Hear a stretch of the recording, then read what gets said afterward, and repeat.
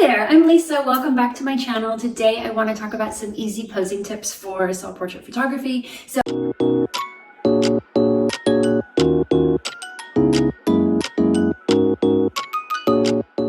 So hear me out. I know that this brings up all kinds of emotions to talk about photos and the way that you might perceive your own image in photos right now, or the lack of them, because it doesn't feel great when you look at a photo of yourself that you don't like, but it almost feels worse to know that you're not in any of the family photos right now.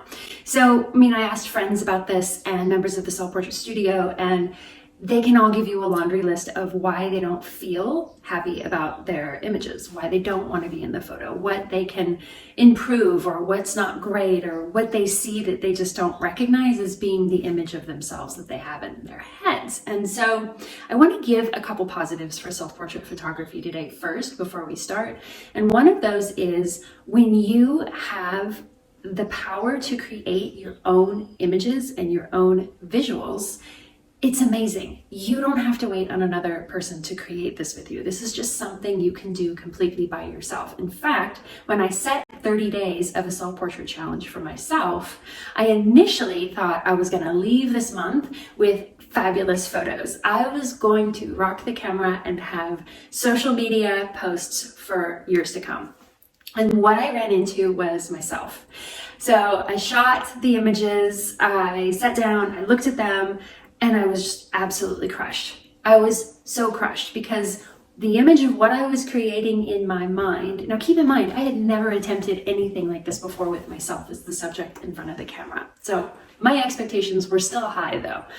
I sat down and I looked at the photos and I just didn't recognize the person in the images as the person that I feel in here, but also the person that I see in the mirror. And there are so many reasons for that. We can dive into psychology in another episode of this, or you can come join us in the self-portrait studio and find out all about that. But just know that it's not you. So when you're tuning into videos like this and people give you the tip of just do it, the more you do it, the comfortable you'll be wary of advice like that, because yes, while it's true to a certain extent, it's also really, really harmful. Because if you are going through your self-portrait sessions like I did, around day 10, and I wasn't liking my pictures anymore. In fact, I was more and more increasingly frustrated with what I was seeing and my inability to create the vision I had in my head and have that come out through the camera lens. So that can be really, really damaging if you don't understand what you're looking for. So today's video, I am going to give you some posing tips, but they are going to be very loose posing tips. They're going to be more like guidelines and questions to ask yourself, but it's going to require of you that you take some photos. So here are the parameters for that.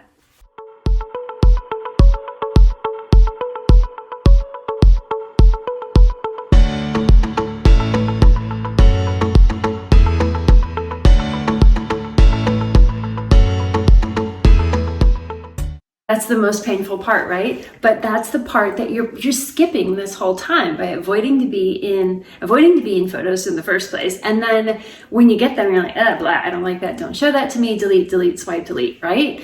No, look at your photos. And this is the best posing tip anyone will ever give you, because what you like about your own image in photos is not going to be what someone else likes. So yes, there are certain techniques and certain ways that you can hold your body and just pure geometry that will allow your body to be read in a way by the camera lens to perceive curves, to accentuate curves, to create negative space, to give not just an illusion, but also the perception of what your body looks like in 3D.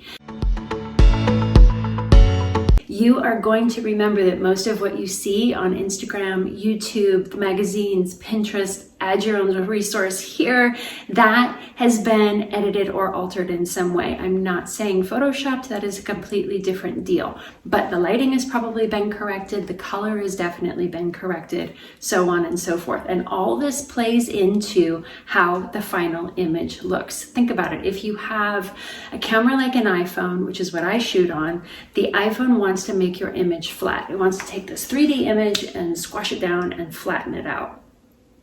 Well, you're a 3D human, right?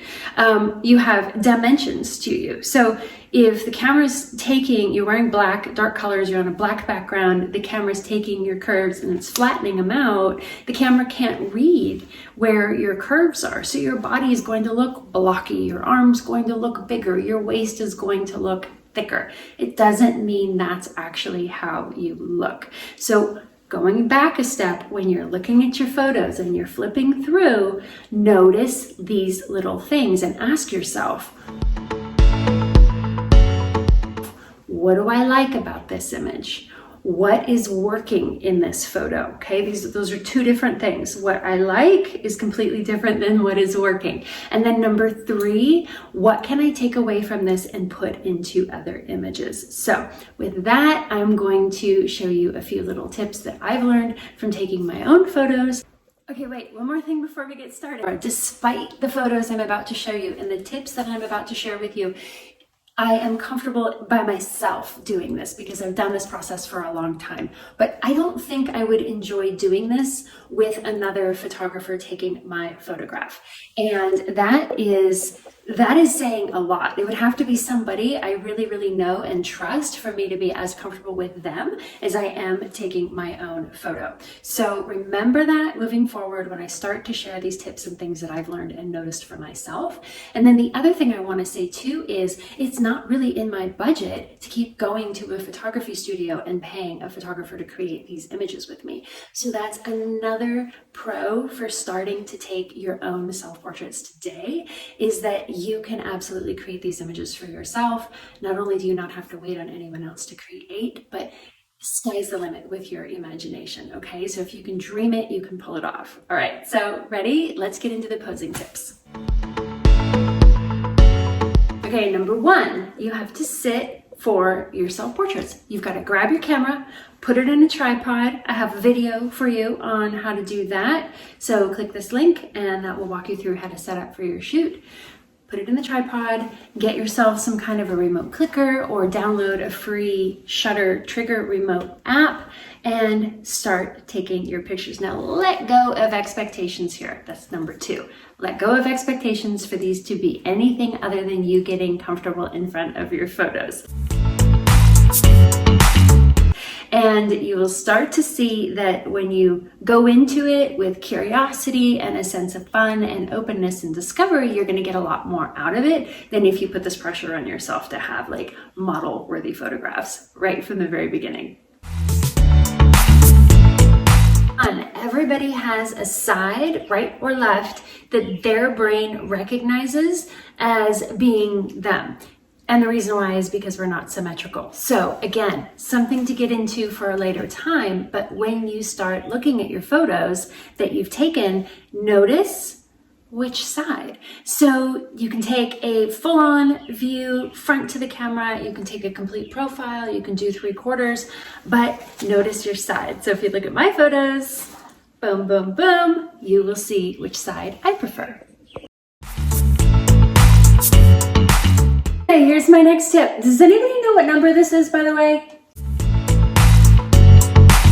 So keep your core engaged. Don't slouch. Don't slouch. If you don't like the way your body looks in photos, you don't need 20 tips on how to push out your hips and suck in your belly and squeeze in your cheeks. You just need to stand up straight. It will lengthen your body, tighten up your core, whether you're sitting, whether you're standing.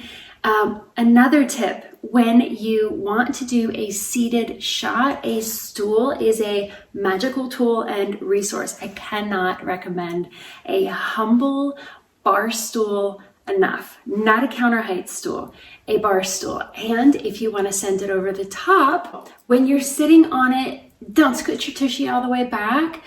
come to the front and use the rungs. Better yet, create some interest. Instead of putting your legs and your feet on the same plane, put one foot up, one foot down. Also, instead of facing the camera, turn to the side a little bit. Get some negative space happening, some interest, some angles. Think in terms of triangles. And this is my final tip for you. Negative space and triangles. If you are standing straight, by the way, what did my son used to call this? Standing plump.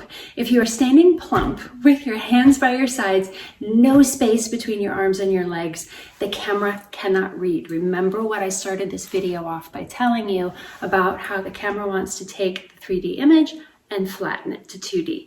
So you have to think about creating negative space for the camera to read through. That means creating triangles with your body. That is why those tips about how to look good on camera have you putting your hands on your hips, have you push your hips out to the side, and have you create a little bit of space between your legs. So you want to do that whether you are standing or sitting. Think in terms of triangles, angles, and negative space. If you can see the space behind you, you are probably going to like the way that your body reads in the photo a little bit better.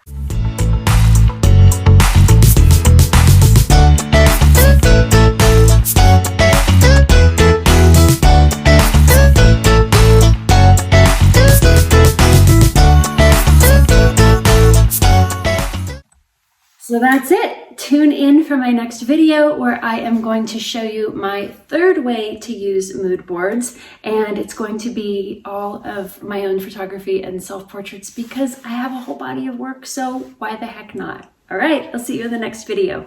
Bye.